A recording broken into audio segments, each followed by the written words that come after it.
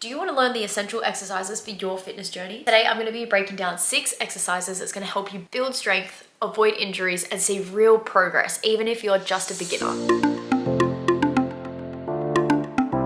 Last week, I broke down how to set SMART goals, and if you haven't seen that, go and check it out before you watch this video. When we start exercising, it's so important to master the basics so you don't get injured. When you're able to master the basics, you're going to build a really strong foundation. Once you've built a strong foundation, then you're going to be able to add even more weight, which is going to in turn build lots more strength, and you're going to be able to grow those muscles. Not to mention, we want to make sure that we're reducing the risk of injury. In this video, I'm going to show you some common mistakes that I see, and then I'm going to talk you through how to do them correctly. If my voice is really annoying or I sound a bit nasally, I woke up a little bit sick this morning, so I'm really sorry about that. Apologies. Now, the first exercise I'm going to take you through is a squat. So I'm going to start with a bodyweight squat, and then I'm going to show you how to do it with a barbell. When we're performing a squat, we want to stand with our feet about shoulder width apart. Slightly turn your toes out and then screw your feet into the floor. Take a deep breath into your belly, control yourself on the way down, and then drive back up. The gardener really just started mowing the lawn and leaf blowing and stuff, of course.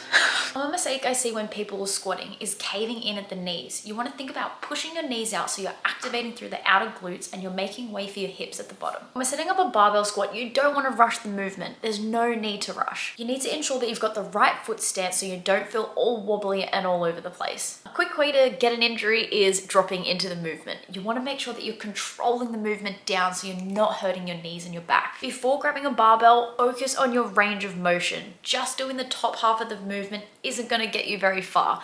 Make sure you've got your feet in a nice stance apart. If the bar's too hard, that's totally okay. You can just grab a dumbbell and hold it at your chest. Now that we've gone through the mistakes, let me show you how to correctly set up for a barbell back squat. You want to grab the bar about shoulder width apart or just outside your shoulder width. Come underneath the bar and set the bar just on the squishy part of the back of your shoulders. Take a small step back and then out to the side. Get into your nice comfortable squat stance. Take a deep breath into your belly. Control the weight on the way down and then drive back up through your heels. One more time. Small step back and then out to the side and get in your comfortable squat stance. Deep breath in at the top, control the weight down and explode back up through the heels. Now that we've mastered our squat and we're working our quads and our glutes, we're going to be moving on to a back exercise. So we're going to be doing a neutral seated row, and unfortunately I forgot to film how not to do this, but I'm going to take you through how to do this. So with our neutral row, we want to start with our feet out in front of us. You want to grab onto the weight and you want to think about pulling your shoulder blades back and down. Engage through your back and row your elbows in towards your ribs and then control the weight back out. So control the weight in towards your ribs and then control back out. As you can see, I'm maintaining a nice neutral spine and a nice neutral head. When we're talking about our breathing, you want to think about rowing in and breathing out.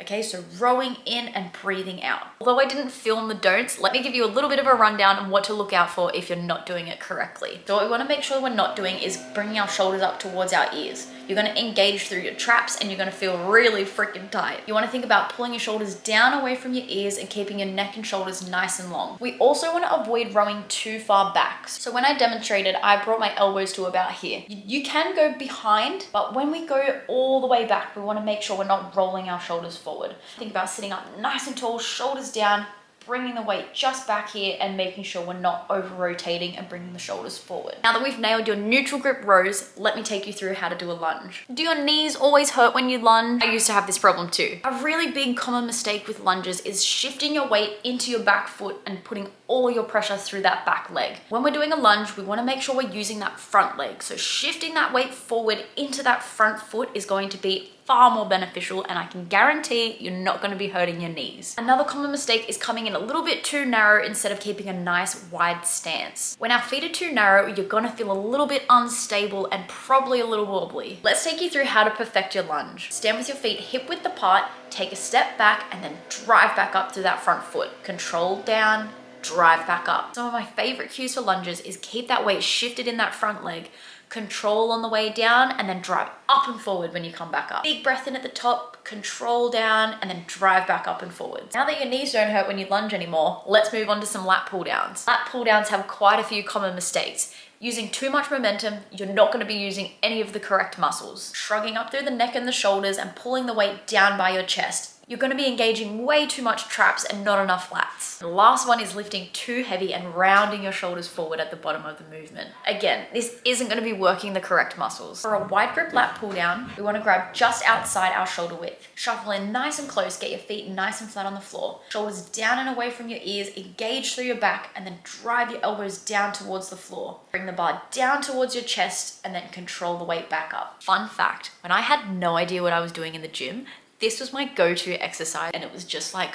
one of those exercises that I just gravitated to when I had no idea what to do. One thing I wish I did when I did start at the gym was follow a program. I literally used to go in absolutely blind and have no plan whatsoever. I had no idea what I was doing. I really didn't get anywhere until I started following an actual program. So take it from me, if you do need a little bit of help with this, I'll leave a link in the description down below and you can subscribe to my new subscription training program. Now that you're making all the back gains, let's move on and do some chest. We're going to be doing a seated chest press. A very common mistake that I see with chest press is keeping your elbows up really high. You're going to be putting so much strain through your shoulders and it may cause an injury. Another common mistake that I see is when people bring their shoulder blades off the bench. This is going to make you feel completely unstable, and again, you're going to be using the wrong muscles. The seated chest press, you want to sit down on the bench with your feet nice and flat on the floor. Push the weight out, and then we're going to walk our shoulder blades down the bench and get nice and tight. This is going to create some stability, so you want to see that slight arch through your upper back. We're then going to take a deep breath in, control the weight in, and drive back out.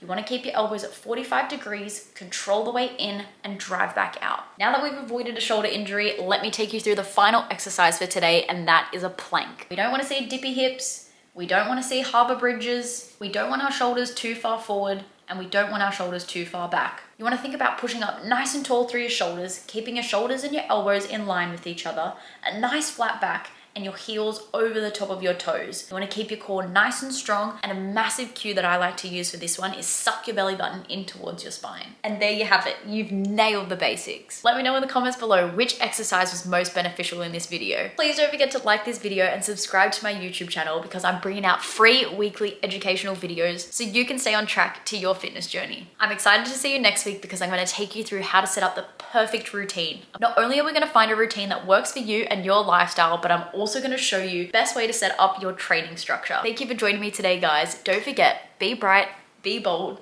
be you, and I'll see you in the next one. Bye.